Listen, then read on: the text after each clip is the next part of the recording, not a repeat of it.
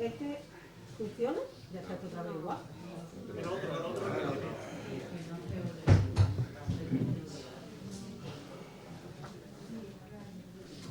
Y este sí.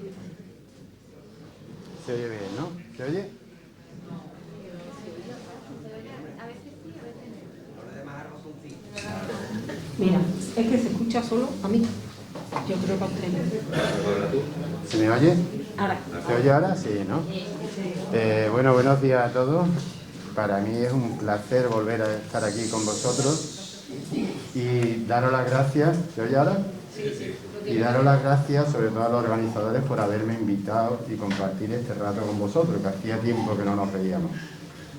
Ser adicto no es fácil, ser familiar de adictos no es fácil y bueno, todo esto se complica más. Me ha gustado mucho el tema de vuestro encuentro, las dificultades de la rehabilitación son cada vez más y más, bueno, ahora estamos en tiempos de pandemia y a nosotros nos coge esta pandemia viniendo de una epidemia, que es la de las adicciones, con lo cual la cosa es un poco más complicada. Por eso quería compartir un poco, ver en qué han ido cambiando los perfiles, cómo nos ha afectado el tema de la pandemia en las adicciones, ya empezamos a tener datos, y es un poco las reflexiones que vamos a hacer, con el aporte de todo lo que vayáis haciendo cualquiera de vosotros.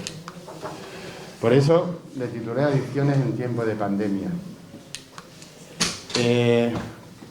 La pandemia nos ha afectado a todos, ya llevamos 2 años de pandemia prácticamente y bueno, ya sabemos, ya empezamos a tener datos de qué ha pasado, de cómo han funcionado pues las personas que tenían problemas de adicciones, qué ha salido nuevo, qué picos están saliendo, cómo han ido reaccionando las personas adictas en este tiempo. Entonces, básicamente podríamos hablar de 5 escenarios, ¿no? El primero, y lo conozco también bien porque por las mañanas trabajo en una comunidad terapéutica, es qué pasa cuando llega la pandemia, confinamiento en las personas que estaban ingresadas. Bien, ahí se ha vivido una situación de inicialmente miedo, pero el mismo que podíamos tener cualquiera, ¿no? ¿Qué pasa con esto del COVID, mis familiares, tal? Pero realmente tenían una situación de tranquilidad, incluso de privilegio. Es decir, muchos de vosotros nos ha cogido el confinamiento por un piso pequeño, sin poder salir, y ellos, pues bueno, estaban en espacios abiertos, podíamos jugar al fútbol, entonces por ahí sí ha habido mucha tranquilidad. Sí hubo que adaptar los programas porque no se podían dar alta, la gente tenía que permanecer allí, no podían salir, entonces se adaptaron programas, llamadas, todo esto con los familiares, pero realmente la evolución fue buena y afortunadamente, digamos, se consiguió tener una barrera bastante fuerte y el COVID no llegó a entrar, por lo menos las comunidades que yo conozco, con lo cual se estaba más tranquila. La parte negativa, ¿cuál era? Teníamos continuamente cambios de protocolos y ¿qué repercusión estamos teniendo? Sí se han bloqueado mucho los ingresos. Es decir, por todo el tema de COVID ha hecho que los aforos sean mucho más pequeños, entonces las listas de espera para ingresar son mucho más largas y eso sí dificulta mucho, sobre todo a los que están en la calle. Segundo escenario, que quizá un poco el que podíamos compartir más con las asociaciones. Personas con problemas de adicción, que bueno, que ya estaban en un programa, en una asociación, que más o menos iban bien, cómo han vivido todo este tiempo de pandemia, esos confinamientos, ese tener la asociación cerrada. En líneas generales lo que hemos podido ver es que esas personas que ya llevaban un tiempo en los programas han estado bien. Es decir, han tenido cierta estabilidad, las relaciones familiares, incluso en el confinamiento, han sido mucho mejores porque ellos, digamos, ya estaban encaminados, los familiares también, sabían mejorar comunicaciones. Se les ha considerado mucho la abstinencia y la deshabituación avanzada, porque claro, que era que no, has estado 2, 3, 4 meses metido en tu casa, con lo cual esa parte positiva la hemos tenido. Ha habido mejores relaciones de pareja, mejores relaciones en el entorno familiar, pero sí, todos nos recargaban que tenían la añoranza del grupo y de los terapeutas. Es decir, evidentemente, aunque todos nos la hemos ingeniado, pues seguir manteniendo terapia o grupo de terapia por Zoom, como hemos podido, o consultas tal, pero sí se añoraba el grupo, sobre todo el grupo terapéutico. Como dice mi buen amigo Cristóbal Gangoso, enfermamos el grupo y el grupo es una de las mejores formas de poder salir. Entonces esa añoranza la tenían. A nivel terapéutico es igual, es decir, no es igual una consulta por videollamada que en el tú a tú, ¿no? Sabemos, se nos escapaban muchos detalles, mucho lenguaje no verbal. Entonces, ahí sí hemos perdido intentando, de la forma que pudiéramos, pues suplirlo, es decir, que nos faltara medicación, acercar recetas, en las consultas individuales, por ejemplo, que sí se podían permitir, pero la añoranza del grupo ha sido muy, muy fuerte en todos ellos. Es decir, cuando hablabas con ellos, de las más ganas que tenían era de volver al grupo. De hecho, incluso cuando hemos empezado a poderlo hacer, tampoco han sido los grupos que teníamos antes, porque había que reducir aforos, a lo mejor ya no podían estar junto a enfermos y familiares. Entonces, esa añoranza del grupo de antes sí se ha tenido mucho y ha sido un aspecto quizás negativo. ¿Qué ha ocurrido con toda la pandemia en personas que tenían problemas de adicción, que no estaban en tratamiento, que están tal?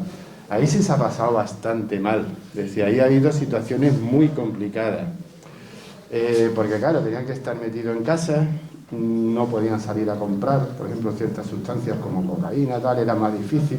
No había tantas en mercado, digamos, porque había muchos controles. Es decir, yo, por ejemplo, que trabaja en la pandemia, que venía a la comunidad de Almonte y a la mía de Cartallas, a mí me paraban prácticamente todos los días. Entonces, claro, para esas personas lo han pasado mal. Ha habido un aumento de consumo y sustitución de sustancias. Es decir, al no poder salir y obtener ciertas sustancias, pues ¿qué ocurre? Que consumían otras, sobre todo psicofármacos y alcohol. Han aumentado las conductas adictivas por esa inestabilidad misma, al verte encerrado en casa. Las relaciones familiares han sido muy deterioradas, muchos problemas económicos y han arrastrado muchos problemas legales. Es decir, de que te ha cogido la policía, o de que como estaba aburrido me he puesto a jugar y he perdido dinero, o que debía dinero de cocaína y ahora me piden más dinero. Entonces ahí ha sido un entorno que lo ha pasado bastante mal. ¿Qué ocurre en cuarto escenario? ¿Cuál ha sido? Personas que disparan su adicción en el confinamiento.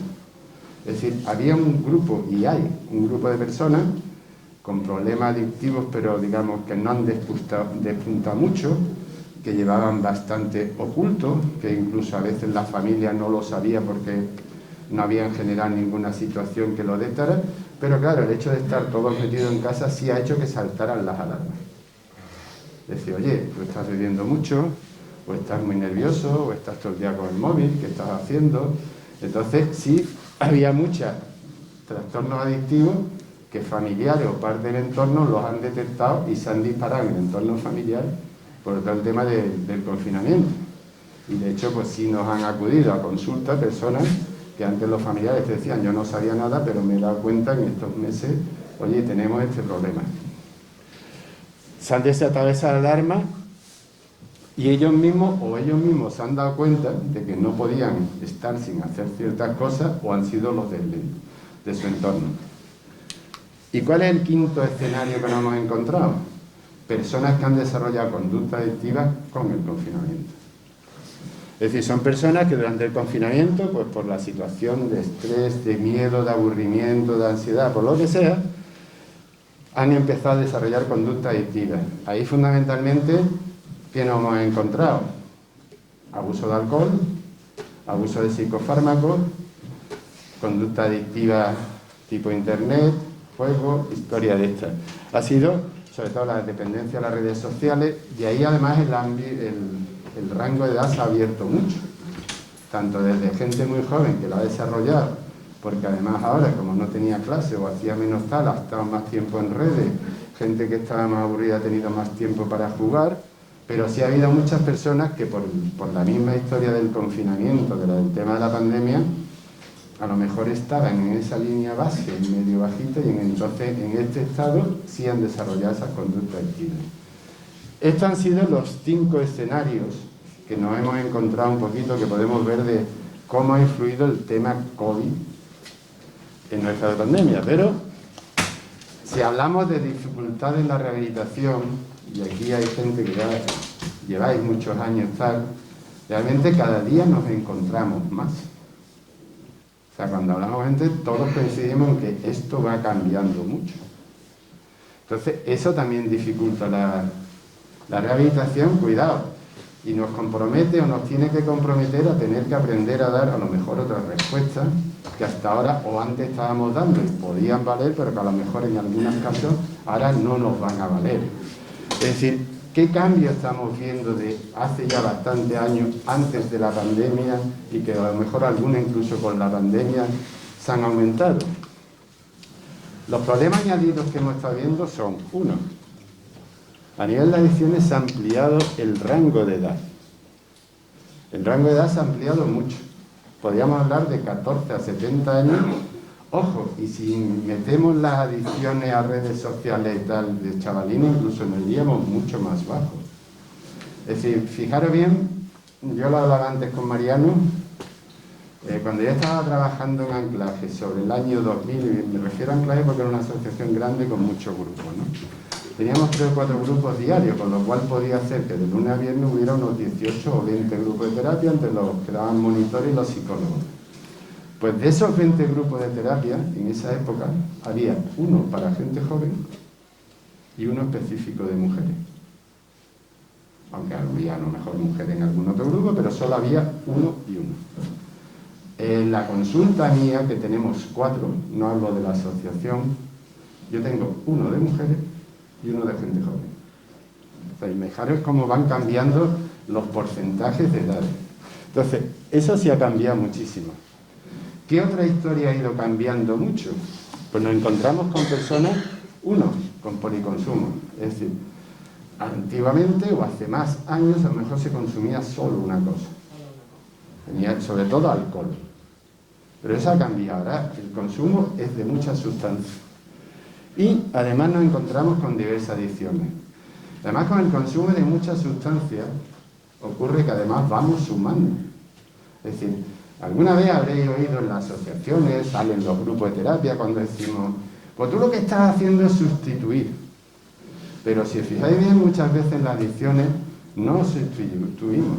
Lo que vamos haciendo es sumando y aumentando. Os voy a dar un ejemplo y sobre todo los más mayorcitos lo entenderéis perfectamente. Si hablamos, por ejemplo, de la feria del Rocío, pues hace 20, 25, 30 años se bebía vino y algunas cervezas. Es decir, si alguien aparecía con un whisky, decían, este es un pío, este es un capullo, aquí se viene a beber vino. Pero ahora se bebe de todo. Pero cuidado, se sigue bebiendo la misma cantidad de vino, se sigue bebiendo la misma cantidad de cerveza y le hemos añadido el whisky, el cubata y lo demás.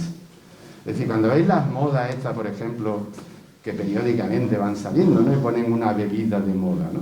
La ginebra, y ahora te vienen 20.000 historias de ginebra, sí, pero el ron, el whisky y lo otro se siguen bebiendo igual, vamos sumando. Y eso ocurre también con otras sustancias.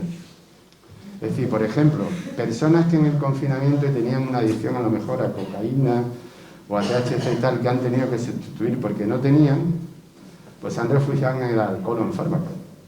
Pero ahora lo siguen tomando todo.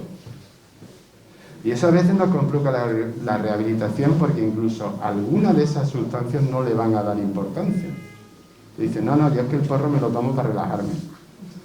Y entonces ese no estoy dispuesto a dejarlo, con lo cual ese sigue haciendo su papel. Luego entonces el policonsumo es muy importante porque, primero, por un lado, los que nos dedicamos a esto de hace años sabemos que la escalada en consumo se va produciendo, o sea, empieza una cosa y acaba más. Pero además a la hora de la rehabilitación es más complicado, porque hay algunas que nos cuesta mucho más dejar o que no queremos dejar. Y, por ejemplo, genera conflicto en el grupo. Es decir, yo he dejado de beber, he dejado de jugar o he dejado de tomar cocaína, pero el grupo está rebotado y quiere que yo deje de fumarme el porro. Entonces, eso por un lado es uno de los problemas. Y diversas adicciones. Es decir, eso está cada vez más a la orden del día. Es decir, tenemos a alguien que tiene problemas con el alcohol y cocaína, pero además juego. Y además estoy todo el día con el móvil y no lo suelto. Y entonces ahí se produce muchas veces un baile, ¿no? A lo mejor parece que voy bien en una, todo el mundo me alaba porque bien en otra y en la otra estoy mal. Y además, encima, si meto la gamba por aquí no quiero decirlo porque no quiero nada. Entonces eso nos complica mucho más la rehabilitación. Incluso las indicaciones a veces son diferentes. Las indicaciones terapéuticas que tenemos que dar pues cambiarían de si hay solo una cosa o hay varias. Entonces, el policonsumo y las diversas adicciones es una de las cosas que nos complican. ¿Qué otra de las cosas nos está complicando y a veces genera entornos y problemas? El entorno familiar con varios adictos. Entonces, eso a la hora de abordarlo ya es muy complejo. ¿Por qué? Porque nos podemos encontrar personas que te vienen, que tuve un problema con el alcohol con mi pareja, pero ahora venimos por el niño. Pero ahora mi pareja de vez en cuando pique, entonces esa persona ya no sabe cómo soportar más. Pero además las adicciones son diferentes porque el hijo lo que fuma es porro y no lo ve mal. El padre tampoco se mete, entonces eso genera un desgaste y una carga emocional que es muy complicada, esa rehabilitación. O incluso depende, porque si, digamos, el primer adicto consiguió salir, pero es muy rígido tal, el acompañamiento, las indicaciones que le va a dar al más joven, pues a lo mejor van a ser muy cañeras y no van a tener el resultado que deberían tener. O sea, entonces, generalmente también coincide que estas situaciones familiares suelen ser, a veces, familias desestructuradas, es decir, se han perdido los papeles, los límites no están claros, entonces eso complica mucho la rehabilitación, porque sobre todo, al que no tenga problemas y le coge en medio, está entre los fuegos, y eso es muy complicado de llevar.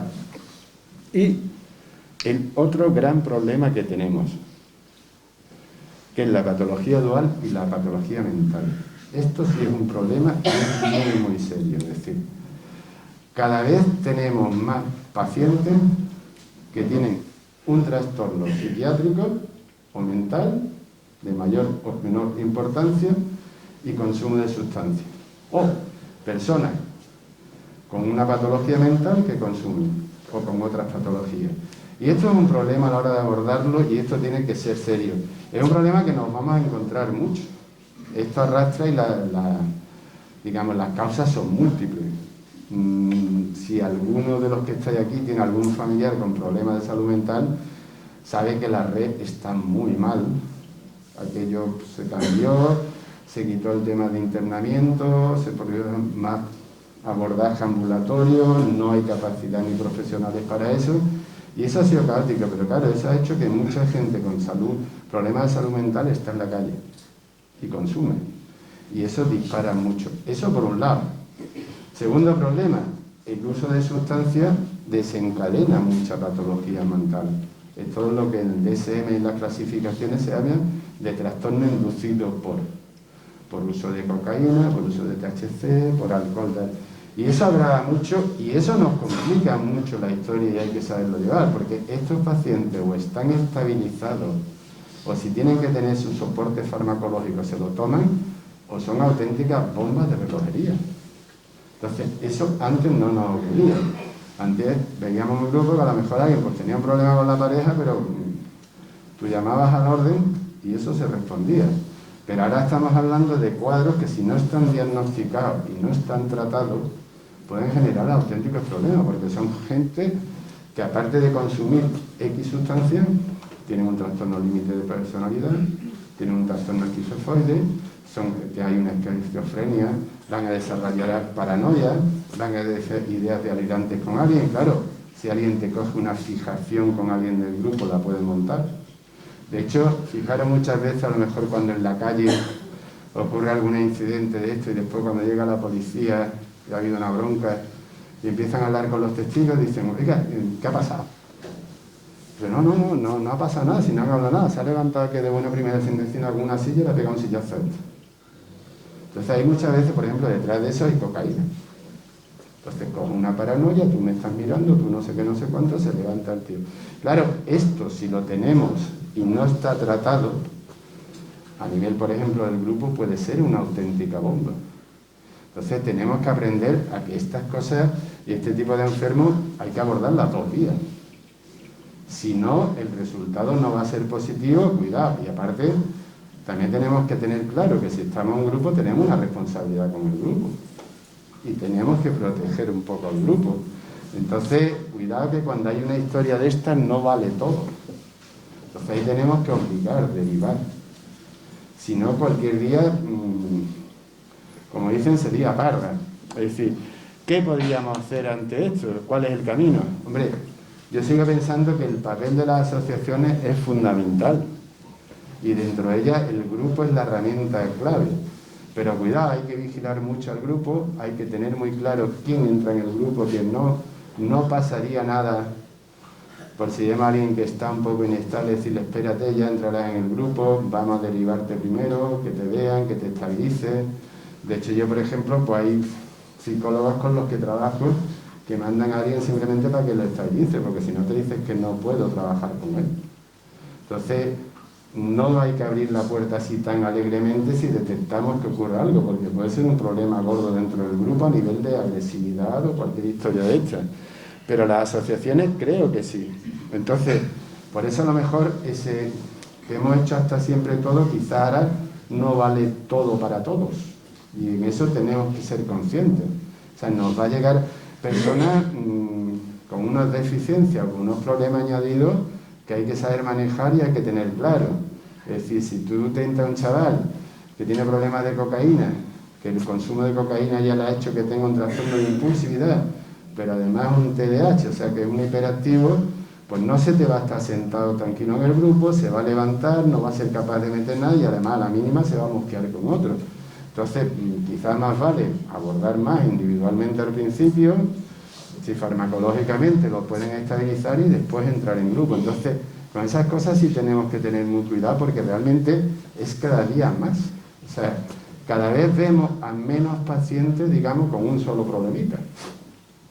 Y cada vez viene con algo más añadido. Antes, ¿qué ocurría? Pues a lo mejor cuando básicamente lo que abordábamos era alcohol, pues bueno, o sea, los trastornos puntuales lo que sí te podías encontrar, pero a lo mejor era un cuadro depresivo o un poco de ansiedad, pues bueno, por el mismo efecto tóxico del alcohol o por los problemas añadidos, pero bueno, se manejaban bien con un antidepresivo, con algún ansiolítico al principio, y aparte eran personas que podías encajar directamente en el grupo y no habría ningún problema. Pero ahora sí hay que tener mucho cuidado. Por eso pienso que hace falta un abordaje más multidisciplinar. Es decir, tenemos que estar todos. Y no tiene que darnos miedo el derivar y tal, y se puede hacer.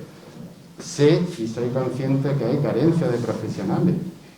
Pero bueno, como adictos siempre se han sabido buscar la vida, ¿no? Es decir, yo por ejemplo, no sé, quizá hay gente de Halcón, de Almonte, yo creo que si deriváis al CTA de Bollullo con Lola os lo va a ver rápido.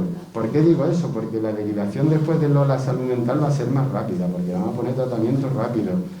En Dos Hermanas igual, si habláis con Eva la de Antaria os ve paciente. Cuidado, y por otro lado están súper encantados de que sigan en la asociación con grupo, porque ellos no tienen espacio para dar el grupo. Entonces no hay que tener ese miedo de mandar a un paciente aquí que me lo vea. Entonces, pero necesitamos eso. El abordaje PIA, por ejemplo, los CTA, ¿qué ventaja trae? Que es muy rápido. O sea, el médico de cabecera, digamos, a nosotros sí nos echa cuenta en ese sitio. Es decir, lo que prescribamos se lo va a poner y si tiene que hacer una derivada de salud mental será preferente. Si vas por otra vía, pues dependerá del médico que te toque y tal. Entonces, creo que la línea tiene que ir por ahí porque tenemos que tener mucho cuidado con esto, porque son episodios que pueden sorprender a toda la asociación. Es decir, hay que saber detectar, ahora hay que hilar mucho más fino porque el tema de la patología mental o del trastorno mental va muy asociado con el trastorno de sustancias. Realmente la situación la tenemos muy complicada. Es decir, hay situaciones de adicciones que no se están hablando, como es el juego, como ha dicho el chaval antes, que es otra epidemia, es un iceberg que viene ahí, como esto a la gente joven con los trastornos con internet y todo eso. Entonces también tenemos que prepararnos por ahí a la hora de dar indicaciones. Hay que tener mucho cuidado cuando damos indicaciones. Es decir, porque a lo mejor no nos podemos aventurar ahí tan rápido de por la maleta que se vaya y si no vuelve. Entonces muchas veces hay que valorarla porque en una de estas se puede liar un cotarro. Por eso digo que no dudéis en pedir ayuda, sobre todo los CTA, la parte médica va a estar encantada y eso sí lo digo porque son compañeros míos, o sea, y van a estar encantados. Entonces si no tenemos ese recurso dentro de la asociación, pues lo buscamos fuera. Pero creo que es responsabilidad de todos dentro de que cada vez es más complicada la rehabilitación. Por eso os dejo un poquito el lema que tenemos nosotros en la asociación, de que el trabajo en equipo es el gran secreto por el que gente común conseguiremos cosas fuera de lo común. Entonces, no seamos islitas, trabajemos todos en la misma línea, que todos los indios, como dice Mariano, a veces tiren las flechas para el mismo lado, y sobre todo seguir con la labor que estáis haciendo. O sea, me ha encantado ver caras que hace muchos años que nos conocemos, lo mismo que caras nuevas, que aunque lamentablemente estéis aquí, afortunadamente estáis aquí. Muchas gracias por todo.